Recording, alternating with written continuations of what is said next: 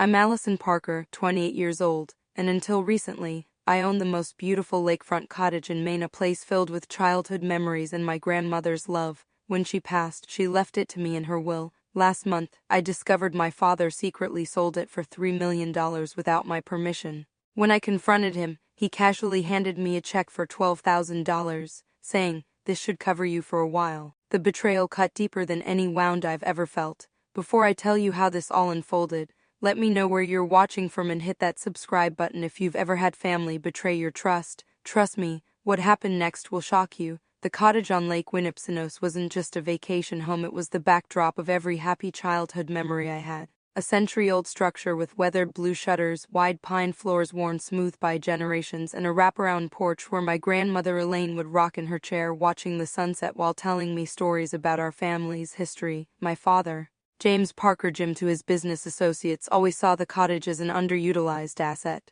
Even during our summer visits, he'd be on his phone closing deals or talking about how the neighboring properties were being developed into lucrative resorts. He was a successful investment banker who measured everything in life by its monetary value, including relationships. "Allison, one day you'll understand that sentiment doesn't pay bills," he would say whenever I talked about how much I loved the cottage's creaky stairs or the hidden reading nook my grandmother had created for me under the staircase. My mother, Catherine Kate, to everyone who loved her, was the buffer between my father's cold pragmatism and my artistic sensibilities. She was the one who convinced him to keep spending summers at the cottage, insisting it was important for family bonding. When I was 14, breast cancer took her from us after an 18-month battle. I still remember her final summer at the cottage, too weak to swim but smiling as she watched me from the shore. "This place has magic, Allie," she told me. "It heals the soul, even when it can't heal the body." After she died, my father would have stopped our summer visits entirely if not for my grandmother's insistence. My brother Michael, 5 years my senior, had already aligned himself with our father's worldview.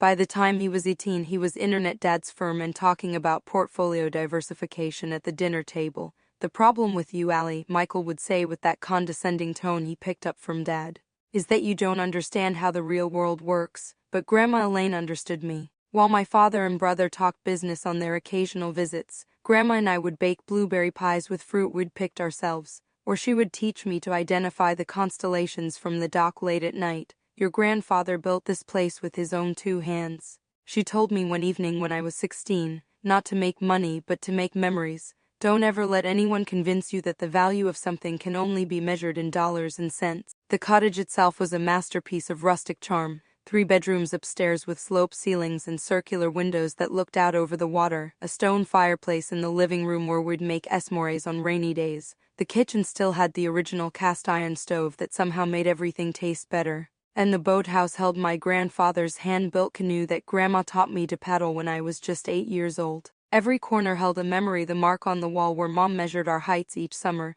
the windowsill where I'd found a bird's nest and watched the babies hatch, the hidden initials my grandparents had carved into the porch swing. These weren't just sentimental trinkets to me, they were anchors to my identity, reminders of where I came from and who I wanted to be. When I decided to study art history in college instead of business like my father wanted, it was Grandma Elaine who supported me. She even helped pay my tuition when my father threatened to cut me off. "You have your mother's eye for beauty," she told me. "This world needs people who can see value beyond spreadsheets." My father never attended my college graduation. Michael showed up late and left early, making some excuse about an important client meeting. But Grandma was there, beaming with pride as I received my diploma. "Your grandfather and mother would be so proud," she whispered as she hugged me. "You stay true to yourself, Allie. That's worth more than any corner office." I didn't know then how much her support would mean to me, or how soon I would lose her too. But I like to think she was preparing me all along for the battle that was coming, a battle for more than just property,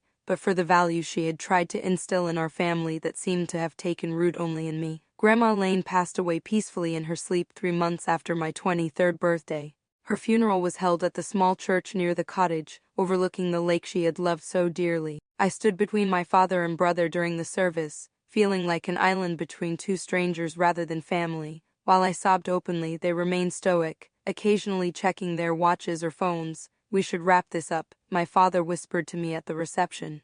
"I have a flight to catch for a meeting in Chicago tomorrow morning." 3 days later, we gathered in the office of Grandma's attorney, Mr. Harrington, for the writing of the will. I expected most of her estate would go to my father, with perhaps a few personal items left to me. What none of us anticipated was her decision regarding the cottage. To my granddaughter, Allison Catherine Parker, I leave my Lake Winnipesaukee cottage and all its contents, with the hope that she will preserve its spirit and find the same joy there that I have known. The silence in the room was deafening. My father's face flushed red while Michael's jaw literally dropped. I sat there in shock, tears welling in my eyes. There must be some mistake, my father finally said. That property should go to me. I'm her son. Mr. Harrington adjusted his glasses. No mistake, Mr. Parker. Your mother was very clear about her wishes. She had me revise the will 3 times to ensure there would be no ambiguity. My father turned to me. You can't possibly maintain that property. The taxes alone will bankrupt you. Be reasonable, Allison. Sign it over to me and I'll give you a fair payment. But along with the cottage, Grandma had left me a personal letter that Mr. Harrington handed to me privately after the meeting. My dearest Allison, if you're reading this, then you now know that the cottage is yours. Your father will try to convince you to sell it. He's been trying to get me to sell it for 20 years. Don't let him bully you. The cottage isn't just wood and stone, it's our family's heart. I've left you enough in a separate account to cover the taxes and maintenance for at least 5 years. By then, you'll have figured out your path. I trust you to be the guardian of not just the property, but the values it represents. Your grandfather used to say that the measure of wealth isn't what you have, but what you hold on to. Hold on to the cottage, Allie. Hold on to your dreams. Hold on to the love that built this family before money started to tear it apart. All my love, Grandma. That first summer as the cottage owner was a bittersweet experience. I took 3 weeks off from my entry-level position at the Boston Museum of Fine Arts to clean, repair, and simply exist in the space that was now mine. I found treasures I hadn't known existed: photo albums dating back to the 1940s, my grandfather's journals, vintage fishing gear in the boathouse that was probably collectible. My salary as a museum curator wasn't substantial, but the account Grandma had set up covered the property taxes and insurance. I learned to do minor repairs myself, watching YouTube tutorials and befriending the local hardware store owner who was always willing to offer advice. Dad and Michael visited exactly once that summer, arriving in Dad's Mercedes and looking as out of place as penguins in the desert. This place could be so much more, Dad said, gesturing around the living room I had just spent 3 days repainting. The land alone is worth millions. You're sitting on a gold mine and using it as a sandbox. It's not about the money, I replied. Some things are worth more than their market value. He left that condescending laugh that had always made me feel small. That's the kind of naive thinking that keeps people poor, Allison. Over the next 5 years I settled into a rhythm. I would spend long weekends at the cottage when I could, and at least 3 weeks each summer. I made it my sanctuary, a place where I could escape the pressures of work and the disappointment of my family relationships. I started a small garden like Grandma had kept, learned to fix the dock when spring storms damaged it, and slowly replaced the aging appliances while maintaining the cottage's character. The development pressure around the lake intensified. 3 times I received offers from developers, the highest being $2.50 million, which I politely declined. Each time my father would call after somehow learning about the offer. You're being ridiculous, Allison. Take the money, invest it. Be smart for once in your life. But the cottage wasn't just a financial asset to me. It had become my identity, my connection to the past, and my hope for the future. I imagined someday sharing it with my own family, teaching my children to swim off the dock just as Grandma had taught me. My career progressed slowly but steadily. I was promoted to assistant curator and then to associate curator of American decorative arts. My tiny apartment in Boston was filled with books and artifacts from my field, but my heart was always at the lake. In the winter of my 27th year, I met Ryan at a museum fundraiser. He was an architectural preservationist who understood immediately why the cottage meant so much to me. Buildings hold stories, he said on our 3rd date when I showed him photos. What you're preserving isn't just wood and glass, it's a narrative about your family. For the first time, I brought someone other than family to the cottage the following summer. Ryan appreciated every detail: the hand-carved banister, the way the afternoon light hit the reading nook, the sound of the screen door that I refused to fix because its creak reminded me of childhood. This place is magical, he said our first night there, as we sat on the dock watching the stars reflect on the still water. I understand now why you could never sell it. I thought I had found someone who truly understood what mattered to me. I thought I had created a life that honored my grandmother's legacy while forging my own path. I had no idea that everything was about to come crashing down. The plan seemed perfect. For my 30th birthday, I would invite my closest friends to the cottage for a long weekend celebration. I had taken Friday off work and left Boston early, wanting to arrive before everyone else to prepare the house and stock the refrigerator. It was a glorious May Day when I turned onto the familiar gravel road leading to the cottage, the trees freshly green and the lake sparkling in the distance. But as I rounded the final bend, I slammed on my brakes so hard my seatbelt locked, where my grandmother's cottage should have been standing. There was now just half a structure, the back portion completely demolished, with construction equipment surrounding the site. A large sign proclaimed future home of Lakeside Luxury Resort opening spring 2026. I sat paralyzed for several minutes, certain I had somehow taken a wrong turn, but the ancient oak tree that had stood sentinel over the property for generations confirmed the horrible truth: this was my cottage being torn apart. Hands shaking, I got out of my car and stumbled toward a man in a hard hat who appeared to be supervising the destruction. "What are you doing?" I screamed over the noise of machinery. "Stop, this is my property." The man, his badge identified him as Steve Grayson, project manager, looked confused as he signaled for the equipment operators to pause. "Ma'am, I'm going to have to ask you to leave. This is a private construction site. This is my cottage," I insisted, pulling out my driver's license. "I'm Allison Parker. This property belongs to me." Steve's expression shifted from annoyance to sympathy. He led me to a trailer serving as an on-site office and pulled out a folder of paperwork. "Miss Parker, I'm sorry, but this property was purchased by Lakeside Development Group 3 months ago. We have all the proper documentation and permits." He showed me a deed transfer with a signature I didn't recognize. "That's impossible. I never sold this property. That's not my signature." My calls to my father went straight to voicemail, same with Michael. With trembling hands I called Ryan, who promised to drive up immediately. Then I called Mr. Harrington, my grandmother's attorney, but reached his assistant, who informed me he had retired last year. I sat on a rock by the lake, the only part of my property that remained untouched, and watched in horror as workers continued to dismantle my family's history. The porch where Grandma and I had spent countless evenings was already gone. The kitchen where we'd baked pies and shared secrets was exposed to the elements, half its walls missing. When Steve approached again, he carried a business card. "Look, I can see you're upset. This is the contact information for Jonathan Weissman, the developer's attorney. Maybe there's been some misunderstanding." Later that afternoon, Ryan arrived and found me still sitting by the lake, now surrounded by the few items I had managed to salvage from the parts of the cottage not yet demolished: Grandma's rocking chair, some photo albums that had been in a trunk in what remained of the attic, and the carved wooden box where she had kept her special treasures. "Allison, we need to get legal help right away," Ryan said, kneeling beside me. "This can't be legal." The following Monday, we sat in the office of Patricia Donnelly, a real estate attorney in Boston. After reviewing my grandmother's will and the new deed, her expression grew grim. "I'm afraid there's a problem here," she said. "There's a clause in your grandmother's will that gave your father financial guardianship regarding the property if certain conditions were met." "What conditions?" I asked, feeling sick. "It says here, in the event that property taxes become delinquent for a period exceeding 6 months, or if the property falls into significant disrepair threatening its value, James Parker shall have temporary financial guardianship to protect the asset until such matters are resolved." "But I've paid every tax bill, and I've maintained the cottage meticulously." Patricia scrolled through more documents on her computer. "According to these county records, there was a tax lien placed on the property last year. It shows as satisfied now, but it existed for approximately 8 months. "That's impossible," I insisted. "I never received any tax notices or warnings. Were your tax bills sent directly to you or to another address?"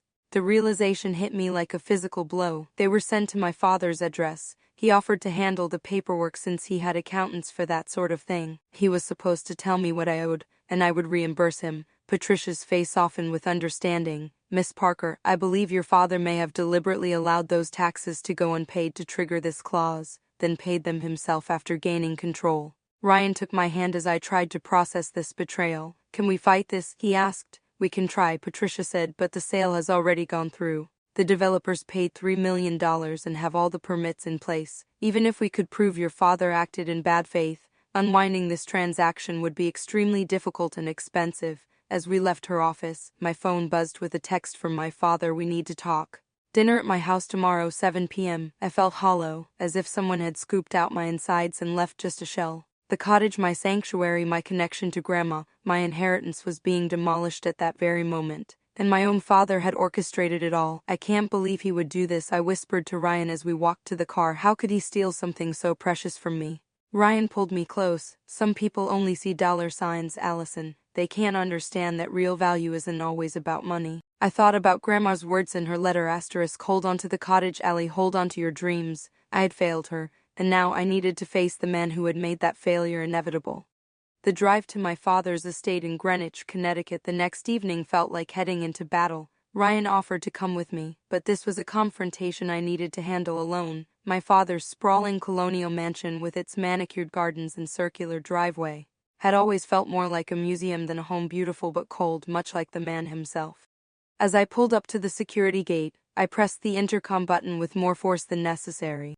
Allison Parker to see James Parker. After a moment of silence, the guard's voice came through. I'm sorry, Ms. Parker, but you're not on today's approved visitor list. White-hot anger surged through me. Tell my father that if he doesn't let me in right now, my next stop will be the local news station to discuss how he fraudulently sold my inheritance. 5 tense minutes later, the gate swung open. As I drove toward the house, I saw Michael emerge from the front door, his face a mask of discomfort. Allison, he started as I got out of my car, this isn't a good time. Dad's with some important client. I don't care if he's with the president. I cut him off, pushing past him into the house. Where is he? The study, Michael sighed, following close behind. But Allie, please try to be reasonable.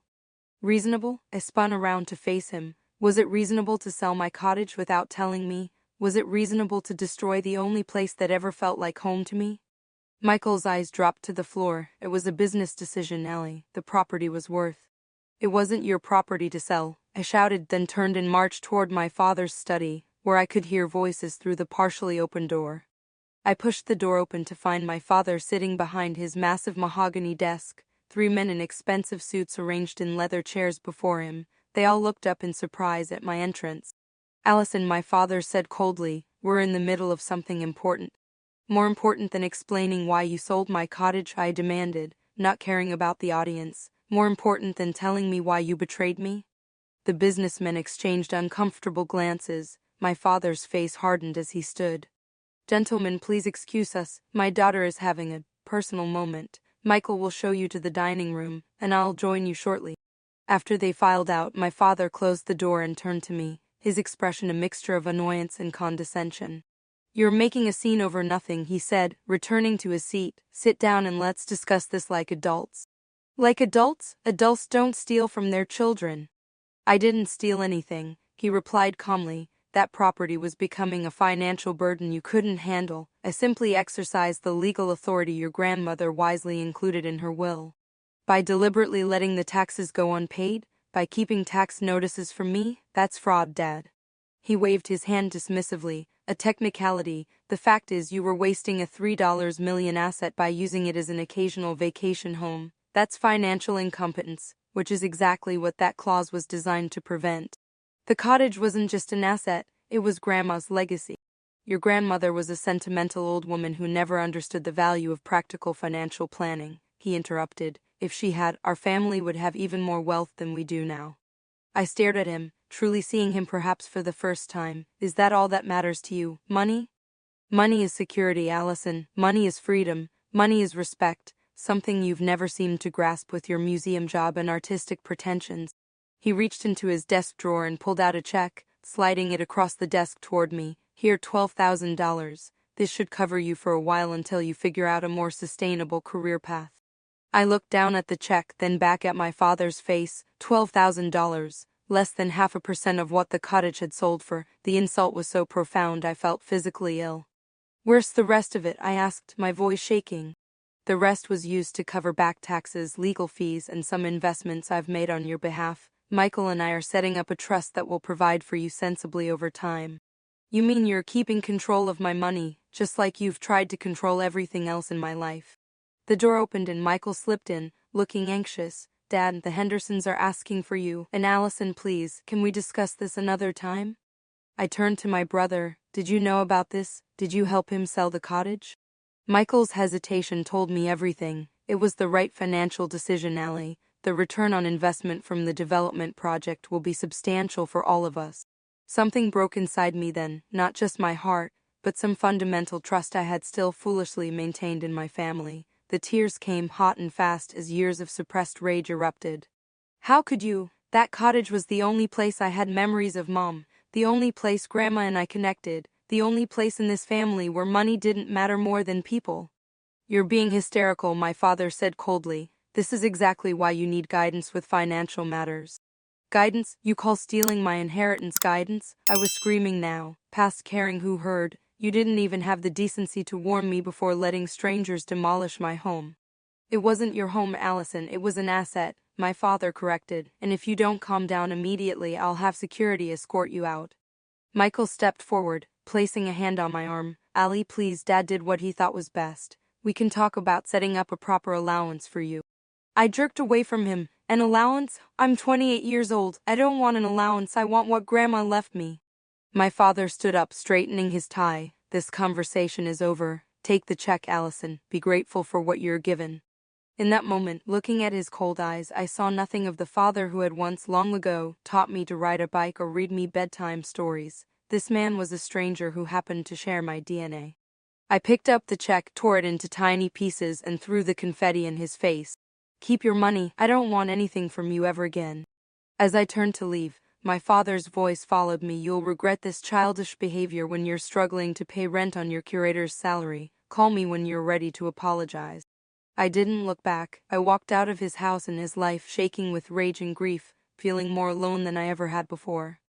The week after the confrontation with my father passed in a blur of tears and sleepless nights. I took sick leave from the museum, unable to focus on anything except the gaping hole in my life where the cottage had been. Ryan stayed with me in my cramped Boston apartment, bringing food I couldn't eat and offering comfort I couldn't feel.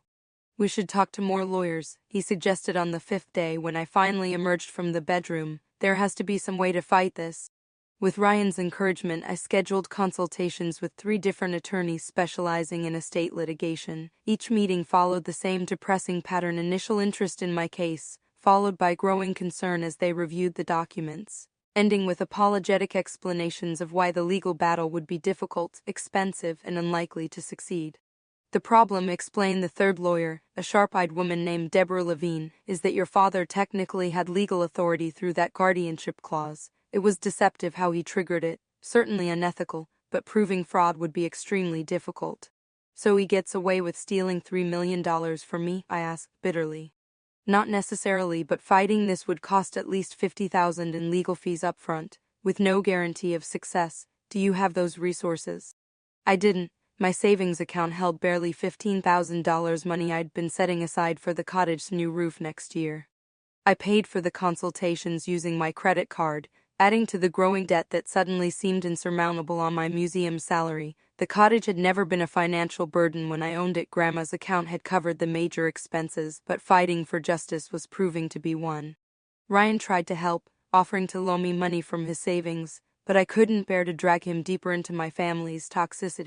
This isn't your fight, I told him one night after another heated discussion about legal options. I want to help you, he insisted. What happened to you is wrong. But it's my wrong to deal with, I snapped, the stress making me lash out at the one person still supporting me. You don't understand what it's like to have your own family betray you like this. His face fell. No, I don't, and you won't let me in enough to try. Our relationship, still new and tender, began to strain under the weight of my obsession with the legal battle. Ryan wanted me to consider moving forward, perhaps looking for a small place we could fix up together someday, but I couldn't let go of what had been stolen from me. One night, as I pored over Grandma's old journals looking for anything that might help my case, Ryan finally reached his breaking point. Allison, it's been 3 weeks. You haven't gone back to work. You barely eat. You spend all night reading those journals and all day making calls to lawyers we can't afford. I'm worried about you. I have to fight this, I said, not looking up from the faded pages of Grandma's handwriting. I promised her I would protect the cottage. The cottage is gone, Allie, he said gently. Maybe it's time to. To what? Give up? Let my father win? Is that what you'd do? I'd try to heal and move forward. This obsession isn't healthy. The argument escalated until we were both saying things we didn't mean. Ryan left that night, and although he called the next day to apologize, something had broken between us. 2 weeks later, he came to collect his things from my apartment. I care about you, Allison, he said at the door, but I can't watch you destroy yourself over this. With Ryan gone, my apartment felt even smaller, lonelier. I returned to work only to receive a warning about my extended absence. My focus was shattered, my performance suffering. The museum director, once my mentor, called me into her office to express concern. Whatever is happening in your personal life, Allison, you need to address it or take a formal leave of absence. Your work is suffering. By July, 4 months after discovering the cottage's destruction, my life had unraveled completely. I was placed on probation at work. My savings were depleted by legal consultations that went nowhere. I couldn't afford my apartment and had to find a smaller place in a less desirable neighborhood. Ryan had stopped calling. My father and Michael hadn't reached out once. One night, sitting on the floor of my half-packed apartment surrounded by boxes and Grandma's salvaged belongings, I hit rock bottom. I sobbed until no more tears would come, clutching the small wooden box that had been Grandma's prized possession. Inside were her wedding ring, the key to the cottage now useless, and a few old photographs. "I'm sorry, Grandma," I whispered to the empty room. "I failed you. I couldn't protect what you entrusted to me." In that moment of complete despair, I noticed something I had overlooked before. The bottom of the wooden box seemed shallower on the inside than its exterior would suggest. Examining it more closely, I found a false bottom, and beneath it a folded piece of paper and a small key I didn't recognize. The paper contained just a name and address: Margaret Wilson, 147 Maple Street, Portsmouth, Inn. I vaguely remembered the name. Margaret had been my grandmother's oldest friend, someone she mentioned in her journals occasionally. The key was small, possibly for a safety deposit box. For the first time in months, I felt a tiny flicker of hope. Grandma had been a clever foresight woman. Had she left me more than just her cottage and her memories? Had she anticipated my father's betrayal? With nothing left to lose, I decided to find out. The drive to Portsmouth took just over an hour from Boston, but it felt like crossing a boundary into another world. The coastal New Hampshire town was picturesque, with its colonial buildings and harbor views, the kind of place where people still knew their neighbors and family histories stretched back generations. Margaret Wilson's house was a modest Cape Cod on a tree-lined street, its garden blooming with the same lilacs my grandmother had always planted at the cottage. My hands trembled slightly as I knocked on the front door. The woman who answered was in her late 70s, with silver hair in a neat bob and keen blue eyes that widened in recognition when she saw me. "You must be Allison," she said before I could introduce myself. "You look just like your grandmother when she was young." She invited me in, and over tea served in delicate cups that could have come from my grandmother's own collection, I explained what had happened with the cottage and my father. Margaret's expression darkened as I spoke. Elaine worried this might happen. James was always too much like his father, obsessed with money and status, never understanding the true value of what he had.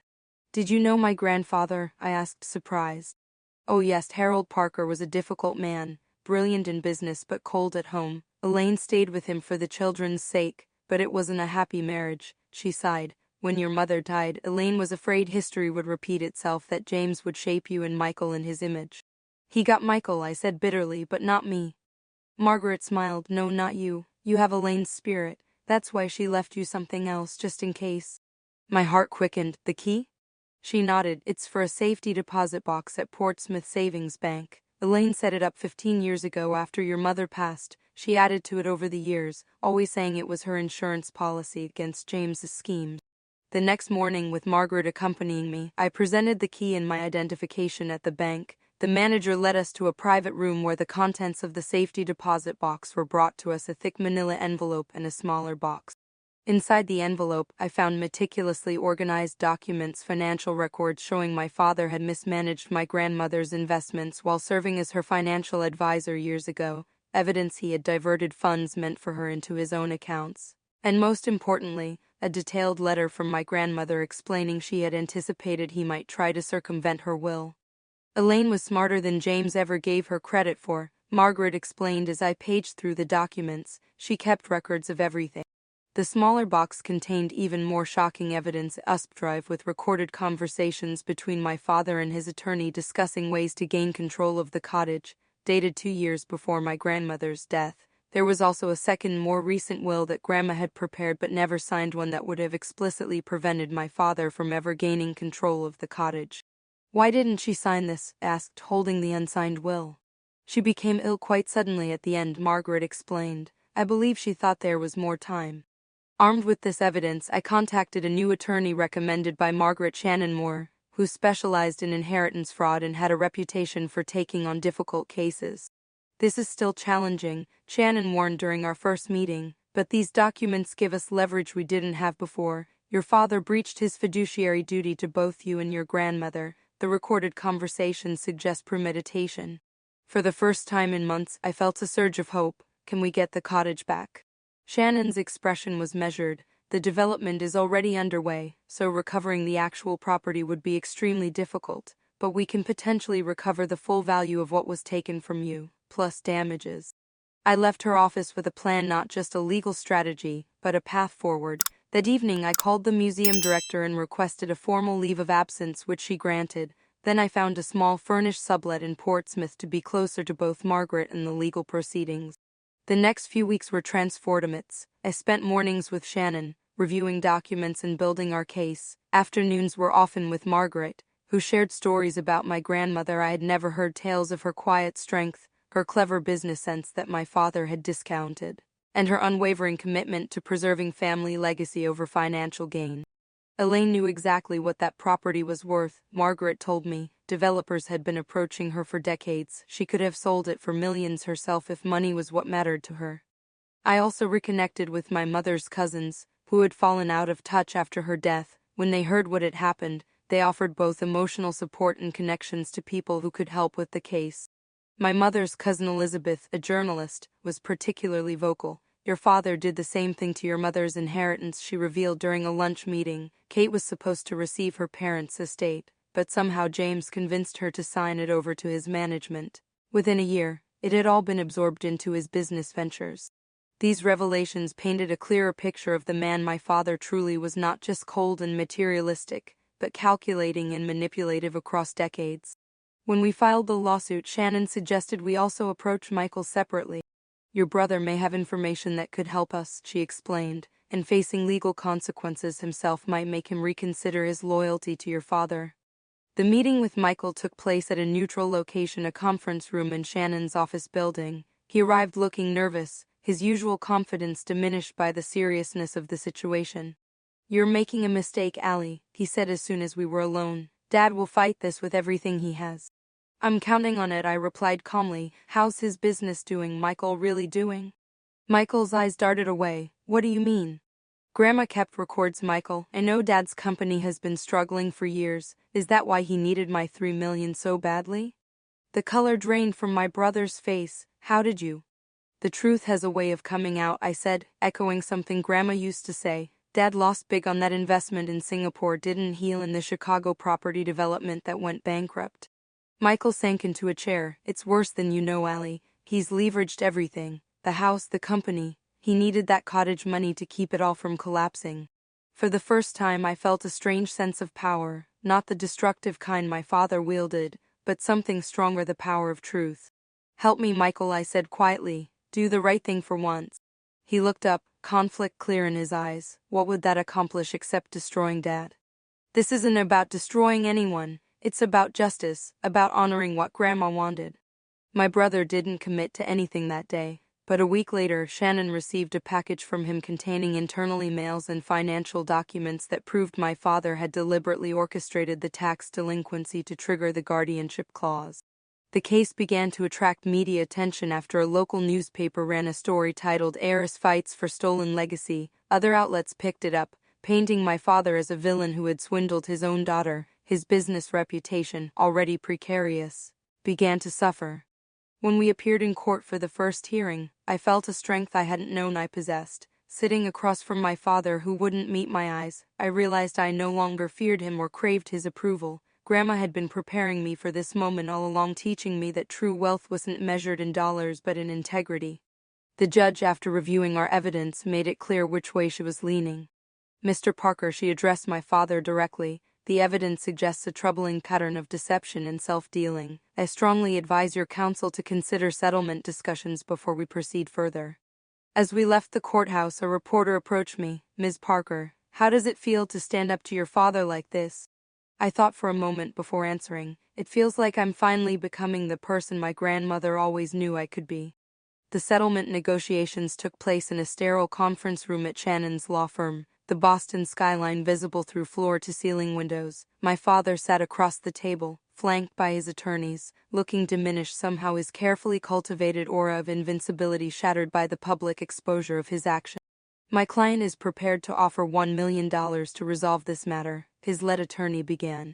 Shannon didn't even look up from her papers. That's not even close to acceptable. Ms. Parker is entitled to the full $3 million from the sale, plus damages for the emotional distress and breach of fiduciary duty. After 4 grueling hours of back and forth with my father barely speaking except to whisper to his attorneys, we reached an agreement he would pay me the full $3 million from the cottage sale, plus $500, zero in damages. He would also issue a public statement acknowledging that he had acted without my knowledge or consent in selling the property. There's one more condition, I said, speaking directly to my father for the first time that day. I want a public apology, not just a statement, but an actual apology to me and to Grandma's memory. His face flushed with anger, but after conferring with his attorneys, he agreed. I suspected his lawyers had made it clear how damaging a trial would be to what remained of his reputation in business. When the papers were signed and his attorneys had left, my father lingered, looking suddenly older than his 60 years. Was it worth it? He asked bitterly, destroying the family business, Michael's future? I didn't destroy anything, Dad. You did that when you decided your financial problems were more important than my inheritance and Grandma's wishes. He shook his head. You never understood what it takes to build something substantial in this world. Your grandmother didn't either. No, I said quietly. I think you never understood what's truly substantial. It was never about the money for me, it was about what that cottage represented. Family, history, love, things you can't measure on a balance sheet. I left him there, standing alone in the conference room, and felt no satisfaction in his defeat, only a quiet certainty that I had done what was right.